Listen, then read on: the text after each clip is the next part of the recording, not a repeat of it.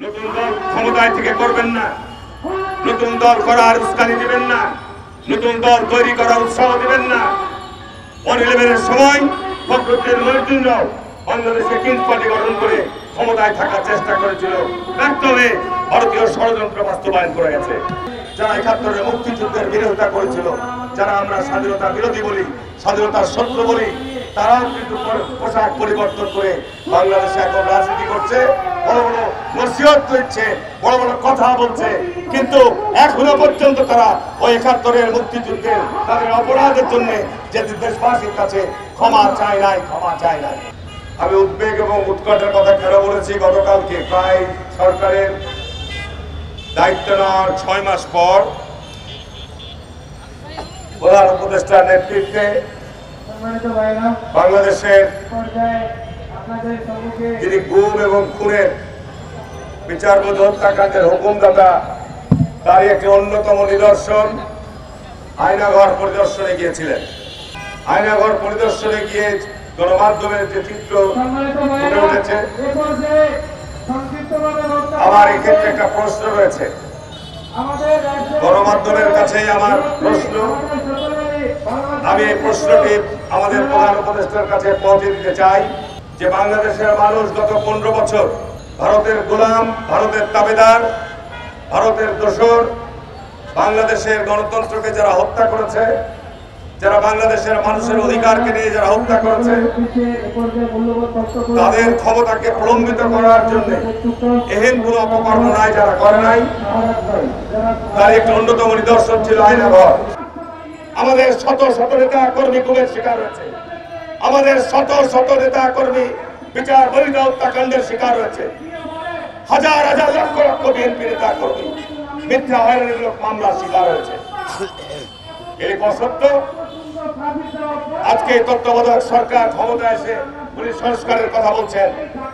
সংস্কার করেন, আপত্তি নাই, কিন্তু আজকে 6 মাসে জাতির কাছে জবাব দিতে হবে যে এখনো কেন এই আয়নাঘরের সাথে যারা জড়িত ছিল তারা বহাল তবিয়তে চাকরিতে রয়েছে।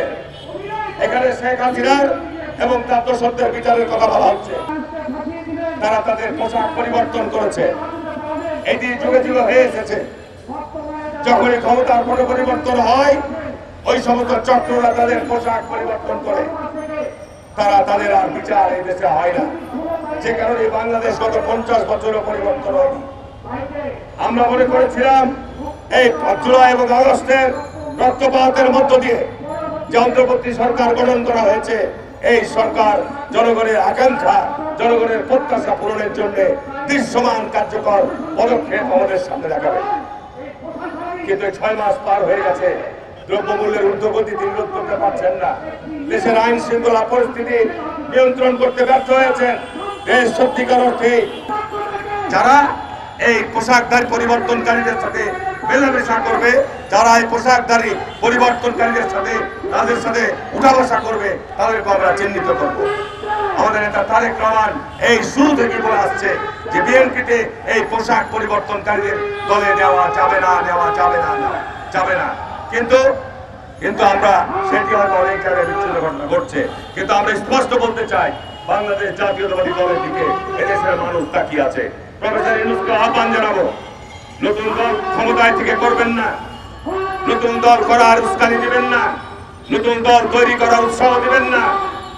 11-11 সময় ফখরুদ্দিন মহিউদ্দিনরাও বাংলাদেশে কিংস পার্টি গঠন করে ক্ষমতায় থাকার চেষ্টা করেছিল, ব্যর্থ হয়ে ভারতীয় ষড়যন্ত্র বাস্তবায়ন করে গেছে।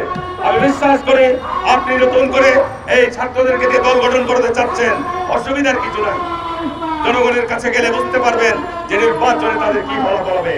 কিন্তু যদি অতীতের মতো ওই 11-11-এর মধ্য দিয়ে ফখরুদ্দিন মহিউদ্দিনের মতো ওই 2008 সালে যে সাজানো নির্বাচন করেছিলেন, ওই রকম নির্বাচন যদি করতে চান, বিএনপি সহ দেশের জনগণ কিন্তু এই ব্যাপারে সজাগ এবং সতর্ক রয়েছে।